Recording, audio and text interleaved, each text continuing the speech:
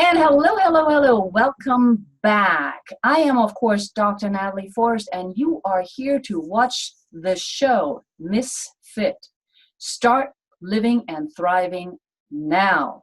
Remember, we've had a couple of shows. I explained a few things about revolutions. I explained what I mean and why I think I'm a misfit. And I also shared with you that I do want to give the stage, the spotlight to some people who in one way or another are also misfits.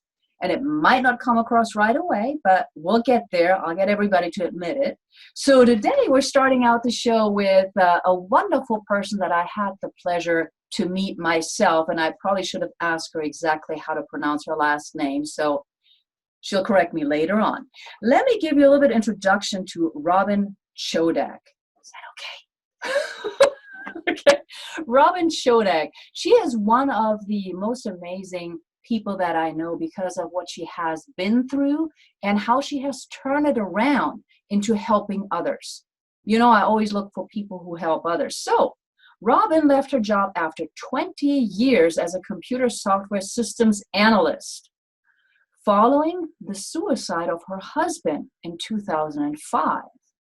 Her journey through grief led her to transformation. She now loves to write and has published 2 books. Be Gentle with Me, I'm Grieving, which also won an excellent award in 2017 on the topic of grief, Moving to Excellent, a pathway to transformation after grief. I also follow her, by the way, on her Facebook group, which is, I believe, called Suicide Recovery. She's very active on Twitter and also I know tries to respond. So she's got a lot of really great information out there on a daily basis, all about suicide, grief, transformation, and being able to turn things around for as good as possible. But she'll talk more about that. She also does have, and I didn't even know that, an Android app to help reframe your thoughts called Think Excellent Thoughts. So I know I'm going to subscribe to that later on because it never hurts. After all that she's been through and that she's doing right now, Robin also led her to begin to dance. She's dancing tango, which resulted in her finding a new husband. I love this next number. They married on 11/11/11. I mean, how can that go wrong? And are blissfully happy. They live the winter month on the east coast of Florida and the summer month in Indiana. Her website is robinchodak.com. She has a lot of additional accolades to it, her name, to her experience, and all I can say is that I've met her, and that's why she's on the show, because to me, she's the real thing. So welcome, Robin. I appreciate you making the time and being here today. Wow.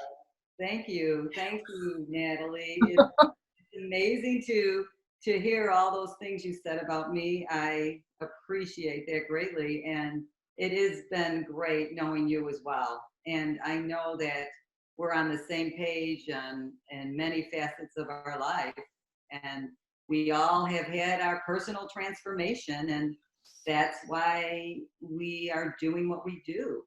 And I think it's more of, it's almost a necessity.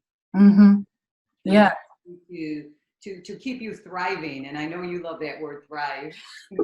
I do. I also love shifting and misfitting. I also want to point out one other thing that you do, because I think it fits in, you know, with the transformation idea.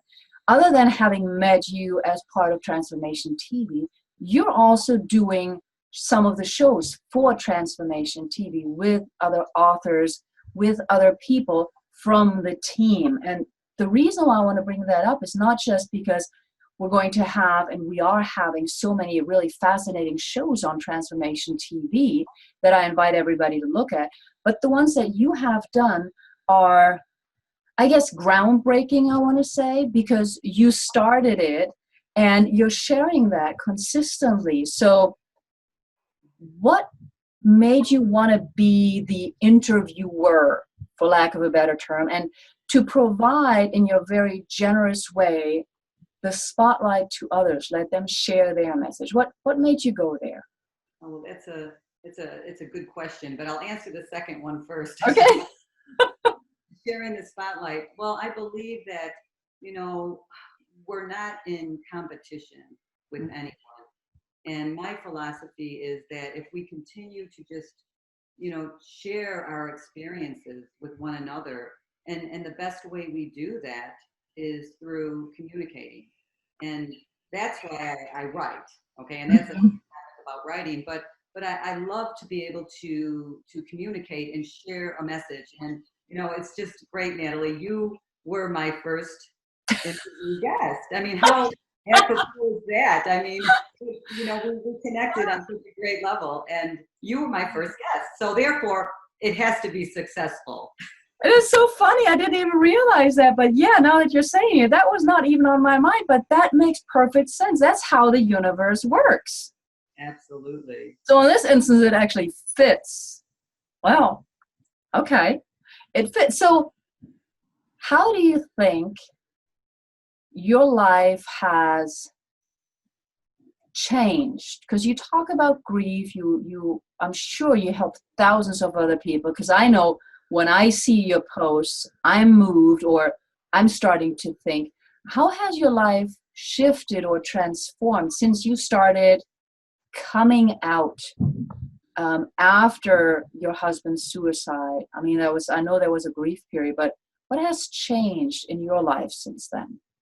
Yes, and you use that word coming out, and I like that word, because after Steve died, I was in a state of shock, first of all, because I was the one to find him. Oh yeah. So that inflicted that shock factor, the post-traumatic stress. And it was publicized in local newspapers. He was a politician. It was publicized in the Chicago Times, which is an Illinois paper. Yeah. And so the stigma of that, and then having my life in the newspapers and the suicide, it just made me even want to withdraw more. So there was a period of time that I just wanted to escape and didn't want anybody to know about it. So I never talked about it for a long time. And then I realized that I was going down this deep, dark tunnel. And then I went and I sought help. And I sought it by support groups, by a counselor, and just other people that could understand what I was going through. And that's very important. And that's why I started my own Facebook page. And back then, it's hard to believe, but back then we didn't have iPhones. We didn't have these apps at our fingertips that we have now, and it was very difficult. I was calling churches. I was calling everywhere to find out if I can find a support group on suicide. I couldn't find any. And can I interrupt you real briefly? I think what you're saying is so important. And do you think, based on what you just said, you said you had a hard time finding everything, and I know since 2005, there's been a lot more discussion about grief, about suicide, about depression, about needing assistance from others. I mean, we've talked a lot more about it. Do you think it's actually easier now to find support groups, or is it just all in the public sphere, a lot of hype about it, but the challenges are still the same? That's a good question. Yes and no, because I get people that come onto my page and they find me, but they can't find a real live building. Okay, it's nice to have warm bodies around, but thankfully they find my page, and I try to help them and maybe seek a little deeper. But yeah, there are more and more, and I was actually trained as a facilitator for the American Foundation for Suicide Prevention, and I was going to a physical building where people meet, and I also did that. But yes, with the internet and with the social media. It's more at your fingertips. It's easier to seek help now. Okay. And there's so much more awareness about the suicide. But it's interesting because I made a video myself on my own page, taking another spin on it, because I have to caution the community, because what they say is that suicide is preventable. Many are saying that, and I have to caution that, because you know what that does to those that have been left behind? I know you're nodding, because it's the guilt. Yeah. That feel more guilty. So I don't like that word, because you know what? You cannot take anybody's choice away from them, and they have chosen to do that. And that's one of the things you must accept as you travel down this road through your journey. You must accept that you're not the one to blame. I think that's the guilt. I think that's the one of the main things that drives you down that dark and lonely road. So how did you get yourself out of it? You were out there trying to seek help. You were all of a sudden pushed into the public limelight because your husband was already a public figure. I mean, the pressures would seem insurmountable. Yes, they were. But little by little, I learned that there's this power that we have. Mm-hmm. It's within us, and we don't understand so much the power of our brains and our thoughts. And I use this analogy in my books, and I talk about this a lot when I'm speaking. I could write computer programs. I mean, that's what I did. I wrote code and I programmed that. And you know what? If I put something bad in, something bad would come out. Right. Well, our brains are the same way. And I knew, I got to this place and I thought, if I continue down this road with these thoughts, these negative voices in my head, like little demons in there, right? Whatever you want to call them, this autopilot brain of ours, that I was not going to get anywhere. But it's, you know, I'm simplifying it, but it is the truth, okay? And that's the thing that I teach. You have to become aware of your thoughts, and you have to become aware of how you're feeling. Grief imposes a lot of different emotions and feelings in your body. So you have to ask yourself, what am I thinking? What is this thought? And then what is it causing me to do? So you kind of go down that road, and it's a journey, and it's you have to be willing to begin to change, to want something better.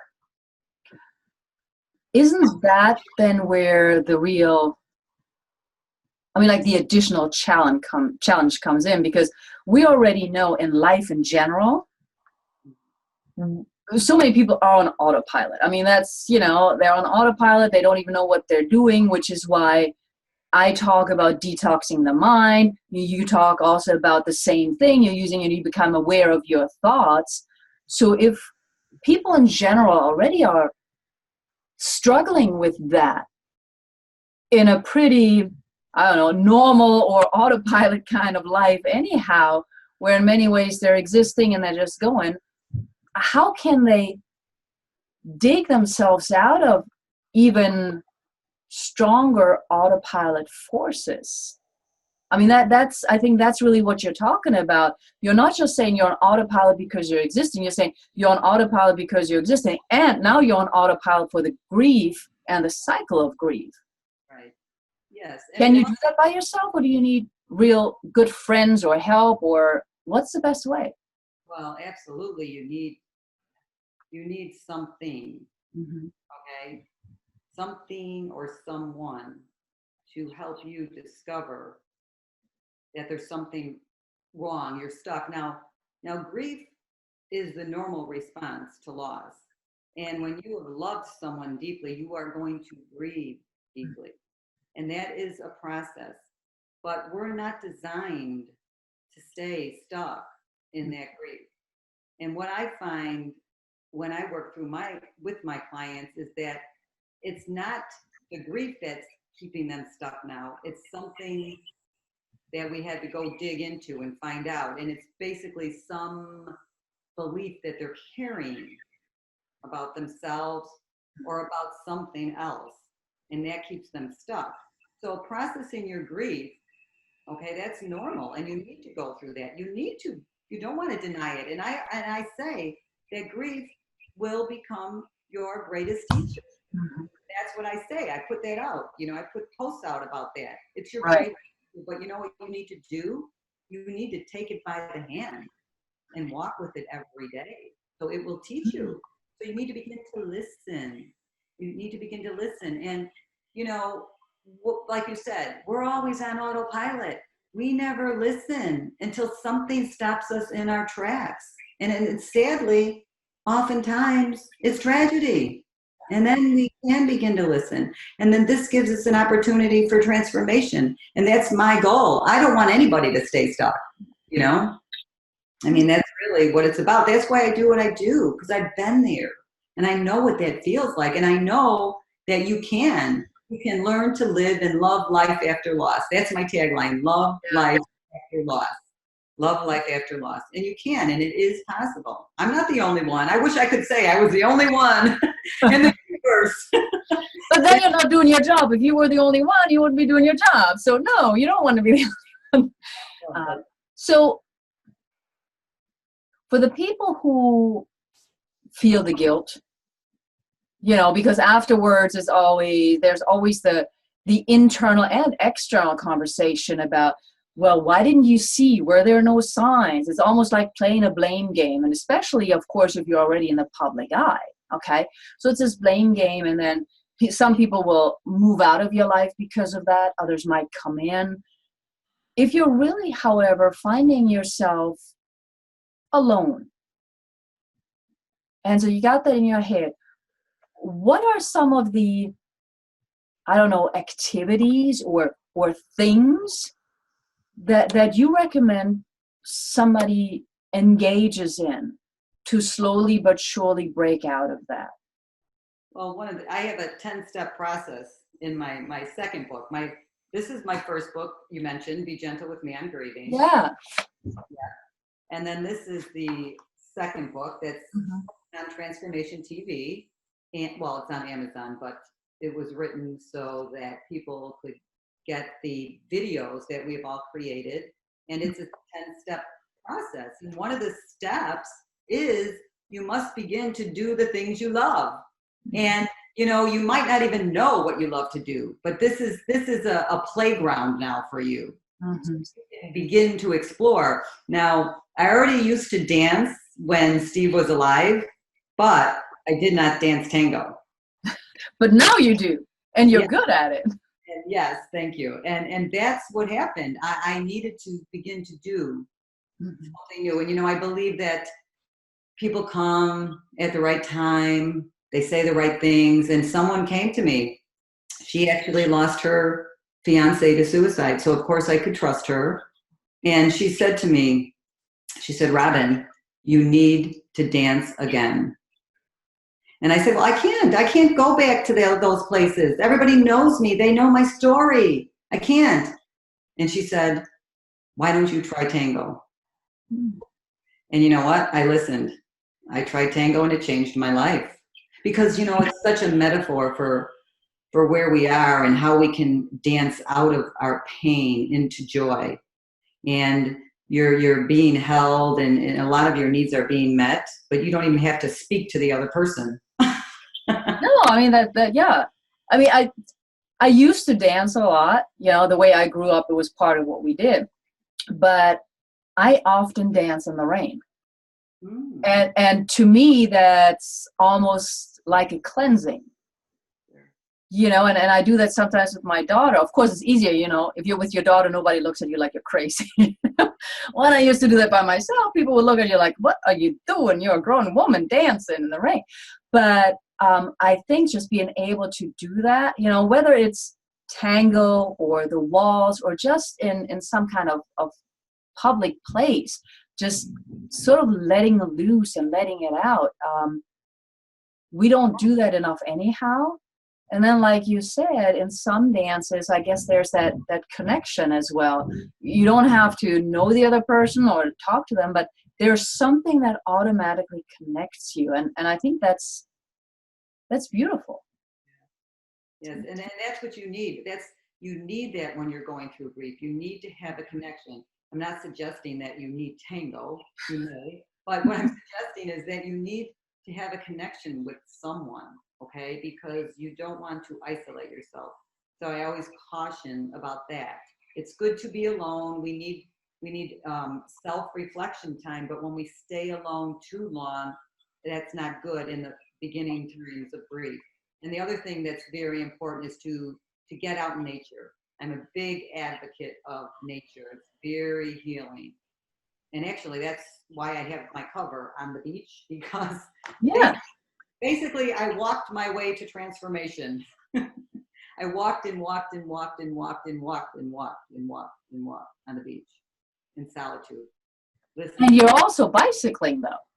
Yes.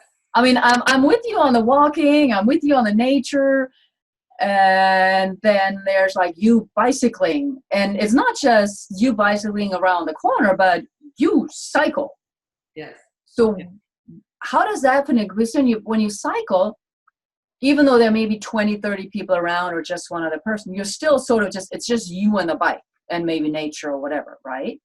Sounds like you're my book, Natalie.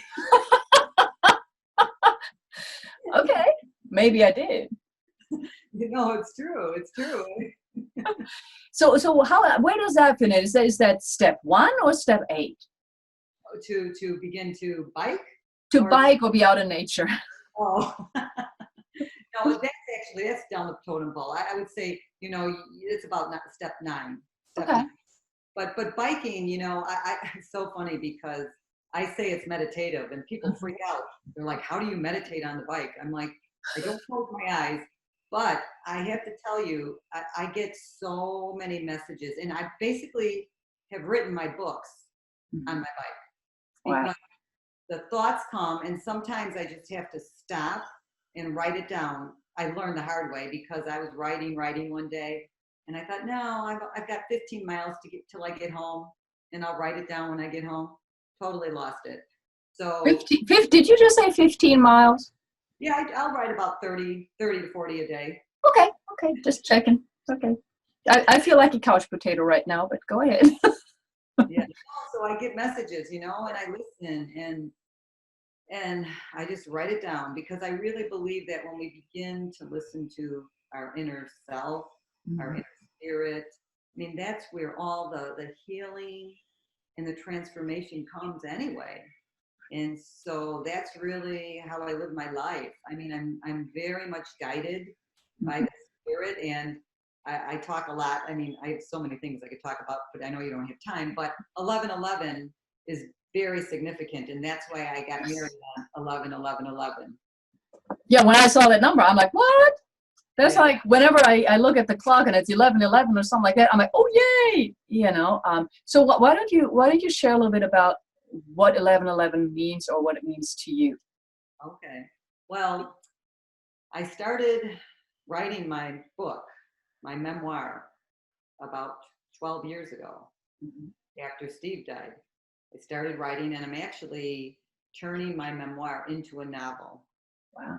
And I'm going to get it published. I don't have a publisher yet, but it will be published. But this has been a work in process for 12 years. And it's my story, and I want my story to be out there because it's important to tell our stories. But after Steve died, I began to see 11/11 on the clock when a Beatles song came on. And you say, well, why a Beatles song? Well, he was a guitar player and he loved the Beatles.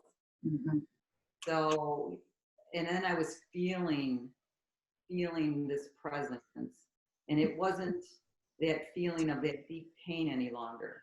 Feeling of comfort, and I knew that it was his energy around me. And from that day on, I had always seen 11/11 on the clock at least once a day. at least. I see it numerous times a day.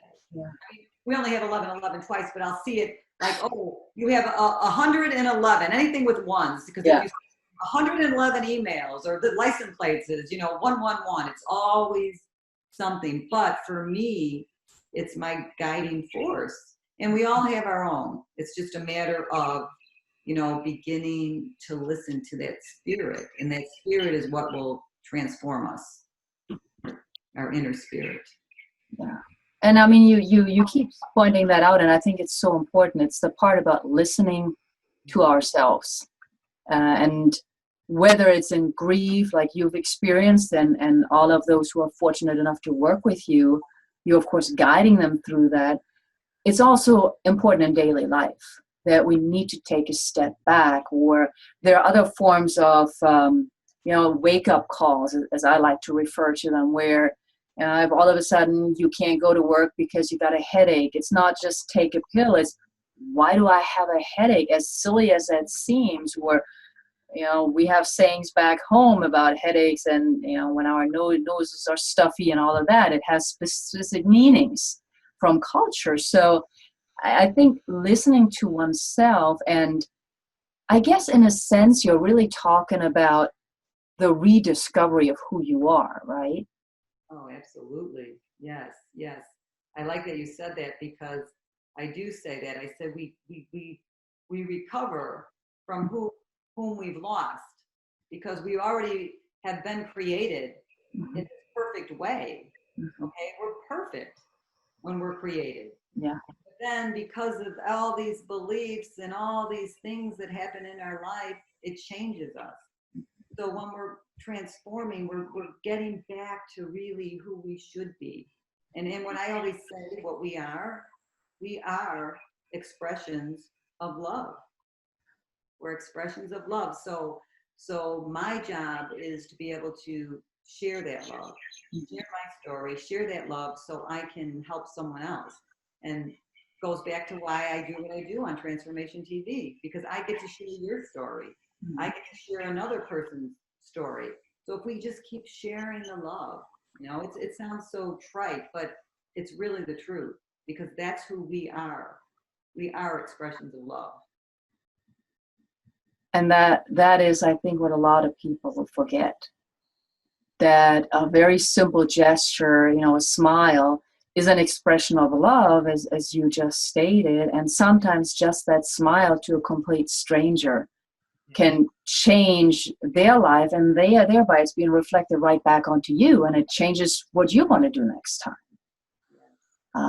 Now, you share a little bit about your story, and how you found your husband, and how all of a sudden you were in all of this public domain, withdrawing and sort of slowly but surely coming out. What about fear? And what I mean by that is you've lost someone that you love dearly. And I know you'll have to you're dealing with that with some of your clients as well. The fear then of, for example, what if I lose another person? Can I deal with that?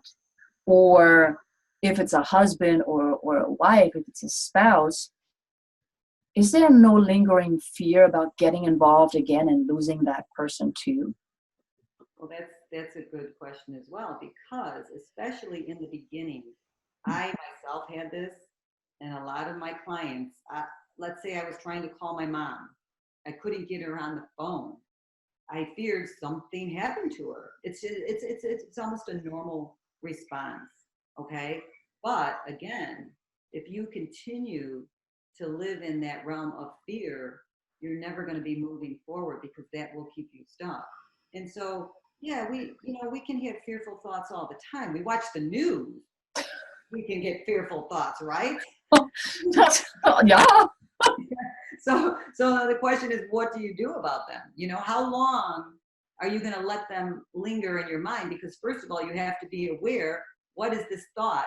This is always the question. What is this thought causing me to do or feel? I'm getting angry, or I'm this, or I'm that. And so that's inflicting the fear. So you have to think about the thought you're having, okay? And when you really start to break it down there really is no fear. I don't think so. I don't really fear anything. I don't worry anything. I don't anymore. No, I mean, it sounds crazy, but you know why? It just takes too much energy. I've used it all up. I don't want that kind of energy anymore. I just don't. And I've learned how to, work through it. I mean, it's been a long journey, but hey, I don't want to go back. And as soon as I catch myself, see, it'll happen, but you know what? I catch myself. And it's like, do I really want to go back down that road again? Do I want to take backward steps? No. So we get challenges all the time. It's just life, you get challenges. But the great news is once you've learned something, it's in your memory. It's in your you can say, wait, I had a positive result from doing this, from thinking this, from feeling this. So I need to do that again, because it goes back to paying attention. What am I thinking? What am I feeling? What am I saying? What am I saying to myself, right? What's that talk? What are we saying to ourselves? And when we're in grief, we're often not saying self-love things, okay? So I'm a big advocate of self-love. You need to love yourself. You have to go back to that, And so that's what I help my clients do. I help them get back to that place. Like you said earlier, I forgot what you called it, and it's not reborn. You said something, you got to Discovery. Yeah.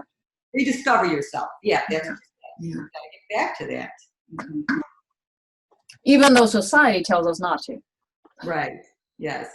So in the work that you do, very clearly, I mean, you've got degrees, you're a certified practitioner, facilitator, you're a best-selling author.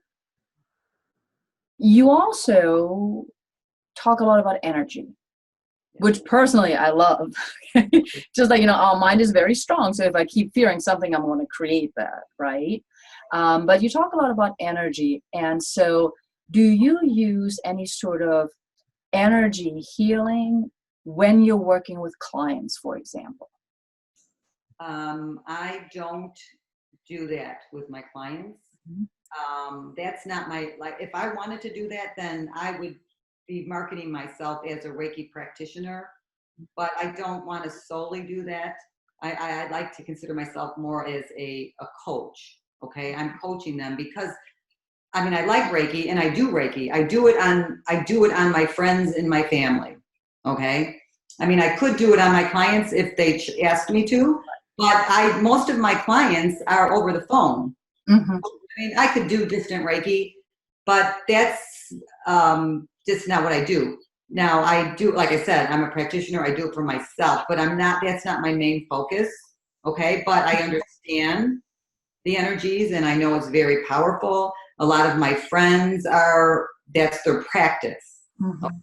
And it gets good results. Okay. But for me, the coaching, because I've been in this place and I know that I needed that. And I needed the people, I needed to rediscover, like you said. And that takes a lot of talking, bringing it to the surface. And the reason I love coaching so much is because it does what I believe in.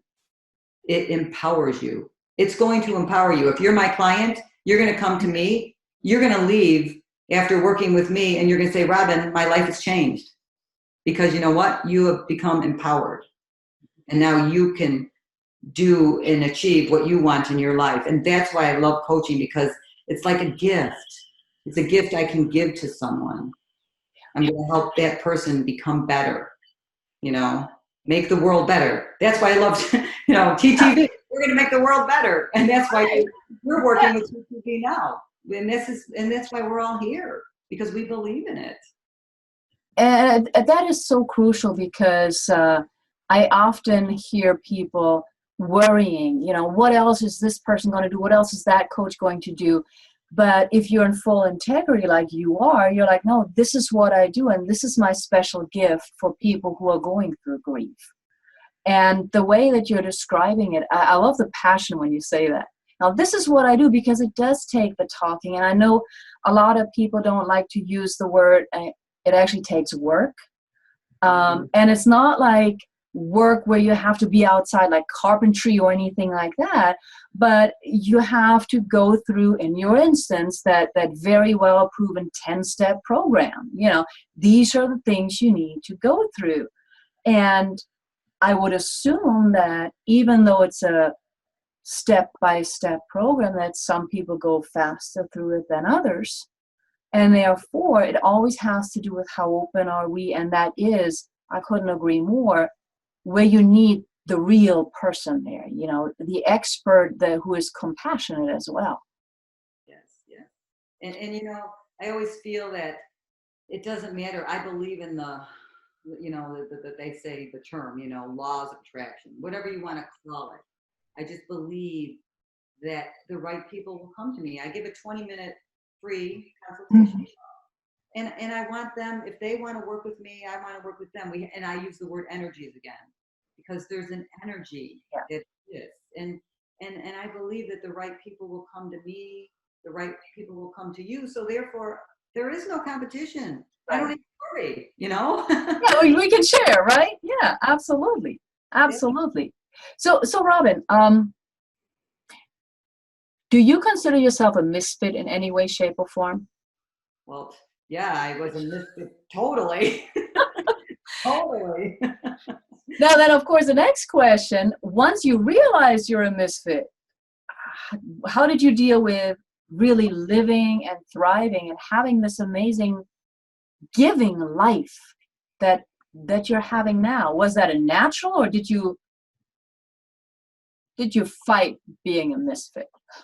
Well, you know, it's funny because I still feel like a misfit. Well, yeah, I mean, yeah, that's why you're on the show. To me, it's an easy one.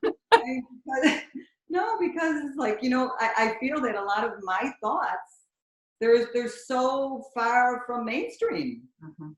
you know, and even I think that some of the things that I teach or say, people have never heard them. So it appears that perhaps I am a misfit. And yeah, I mean, I think that we're always resisting until we get to that place. Well, hey, this is not working. You know, we can't keep resisting. And you just begin to live your passion, you know, and then the other thing I say is you be authentic. And so it doesn't matter what somebody else thinks of me. If they think I'm a misfit, it doesn't matter, because I have to be who I am and live my truth, right? We have Yeah. to live truths. So, you know, I mean, I was a misfit before. I'm certainly one now. So I guess it doesn't matter. So you're just embracing, oh yeah, that's who I am. Yeah. Yeah.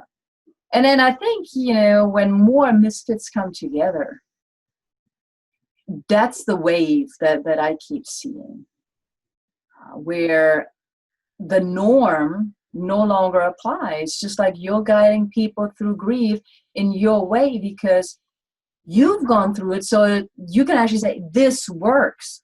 There are other books out there, but this is the one that really works. It's not theoretical, which is why you're also working on your biography, of course, but it's like, this is really, it has helped me and it can help you. It's a very different approach. And it also is that honesty about coming out and speaking about it. So do you think that everybody that you work with, because you mentioned earlier, every story needs to be shared, do you think that everybody you work with would benefit from writing their story, or in one way or another publicizing their story? Well, I shouldn't have said every story needs to be shared. I shouldn't have said that, because I don't believe that. I think that it's important for us to tell our stories when we can, Mm-hmm. because not everybody is called or is led to do it. Okay. I have been, and others have been, and that's why we write books.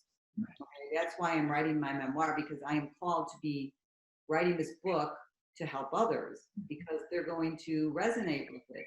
And a lot of times we listen to people, we read books because we resonate, and we say to ourselves, oh my gosh, I don't feel so all alone now.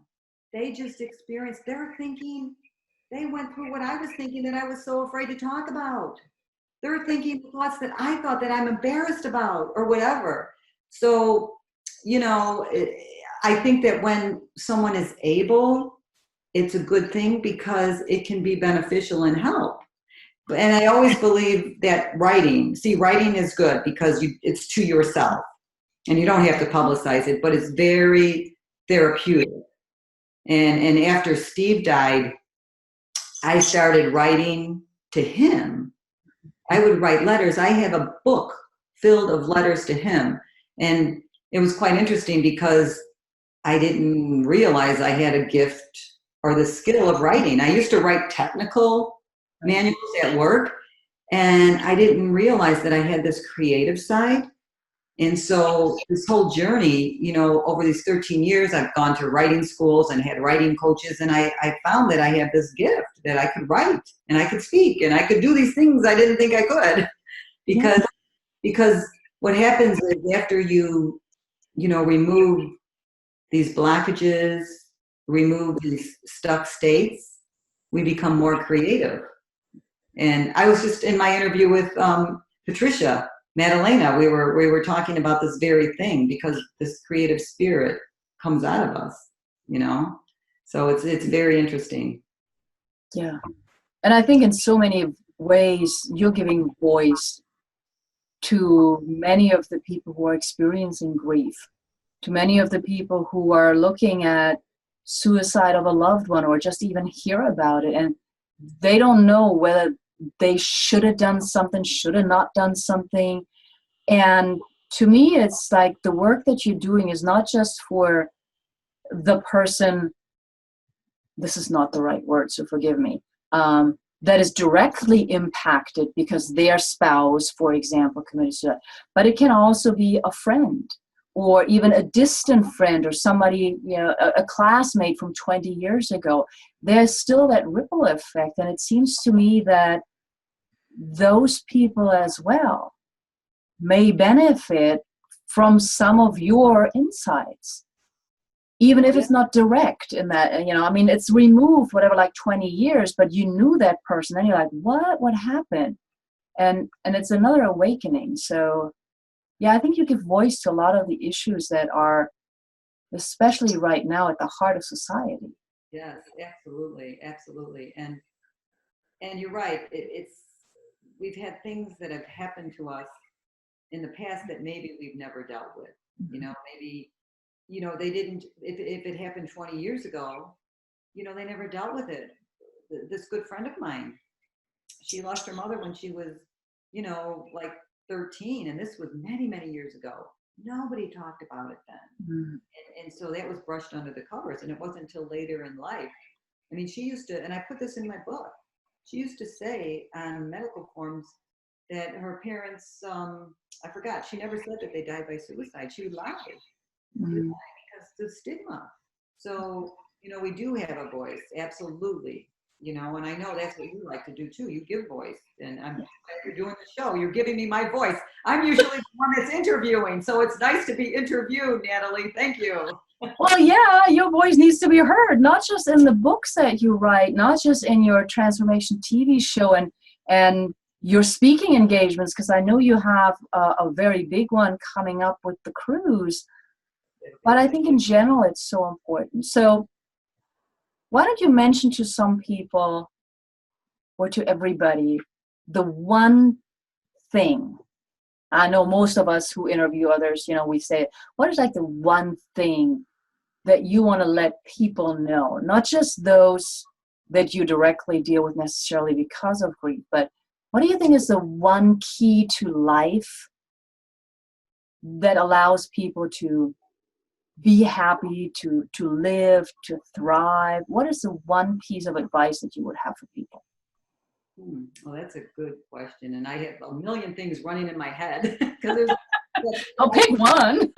a lot of running in my head, but I guess the one that just kind of jumped out at me right away when you were saying that, I would say live your truth. And if you don't know your truth, search for your truth. Live your truth. Thank you for that. I think that's very important.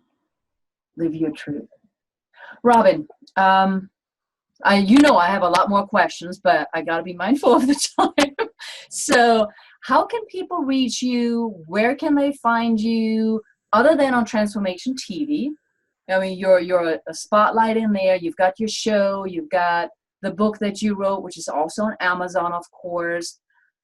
How else can they reach you? What's the best way to reach you? You mentioned a 20-minute discovery session. So how do they get anything of that? Just, it's very easy because my website is my name. So it's www.robin, R-O-B-I-N, Chodak. You did pronounce it right, Natalie. C-H-O-D-A-K, one word, robinchodak.com. And they can find me. You can Google me and I'll pop up in a lot of places because I've had written other publications and just different things. You'll find me. But yeah, my website is probably, I keep it up to date. I'm not like some people that let it go. I post all our videos out there and I keep it up to date. So that would be the best place. They can sign up for my blog. They can stay in contact with me. Follow me on Twitter. But everything, it's hard. Okay, I'm not going to say go to Twitter, go to Instagram, go to LinkedIn. Just go to my website and everything's there. And then I will highlight your Twitter because I love your Twitter. I mean, I'm just saying because, I see you on Twitter. And like I said earlier, the comments that you post there, the thoughts, the videos, I think they're very insightful. So I personally want to thank you for that. I'm not in a process of grieving right now, but I think a change of thought, a change of pace is always good. So usually when you pop up there, I'm like, oh, okay. And whether I'm in full agreement or I take a breath. So thank you for that. I do follow you. Thank you. And I follow you as back. It's great. Yeah. So, Robin, I want to thank you again. You made the time. I think it's kind of hard for me to try and figure out how to summarize everything that you said. But most of all, living your truth. And I think you're exemplifying that as the misfit that you are. And I want to also thank you for taking the time and sharing and encourage your experience, because I know that also cannot be easy out in a public eye. So thank you for that. And everybody who's watching now, watching later, robinchodak.com, also on Transformation TV. She's got the app. She's got her Facebook group. So lots of ways to get in touch with her. Please do. And that means also go over to Transformation TV anyhow. There are lots of us out there who have come together in a spirit of oneness and collaboration, because we want to be able to help you live, thrive, be happy, and get all the resources you need to make that happen. So as I always say, one of the most important gifts that you can give somebody is time. Robin just gave us her time. And I want to thank you all for giving me and us your time to listen, be in touch, write a note, let us know, let me know what else you want to talk about. And until then, just have a revolutionary day. Bye. Bye. Thank you, Natalie. You're welcome.